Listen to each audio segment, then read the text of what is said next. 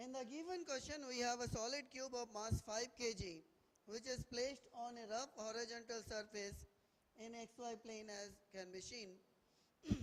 The friction coefficient between the surface and the cube is given to be zero point 0.4 and an external force of 6 I cap plus 8 j cap plus 20 k cap is applied on the cube. Now we need to find from the options whether the block starts slipping over the surface, the friction force on the cube, the direction of friction force and the contact force. These are the things which we need to find. So on the cube we have a force 6 I cap in x direction, 8 j cap on y direction and 20 k cap in z direction. As it can be seen that as it is on the floor, there is a 50 Newton of force, that is 5G force because of its weight, and rest is normal reaction. As the block is not moving perpendicular to the floor, we can write 20 plus n is equal to 50 on normal reaction from ground to be 30 Newton. This is one of the thing. On this particular horizontal plane, as it can be seen that the limiting friction FL is equal to mu n, that is 0.4 into 30, that is equal to 120 Newton. Whereas in this horizontal plane, the external force is under root 6 square plus 8 square, that is equal to, this is 12 Newton and the external force is 10 Newton.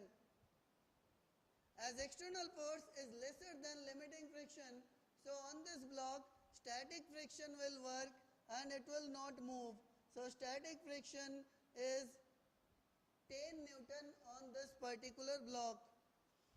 Now here we need to check that whether the block starts slipping or not.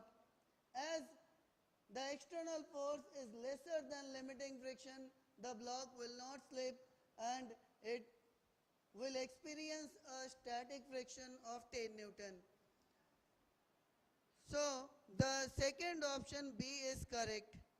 Now the direction of frictional force is opposite to the external force, as it can be seen that on this particular block there is an external force of 6 I cap plus 8 j cap. So this is y direction, this is x direction, this much is 6 unit and this much is 8 unit.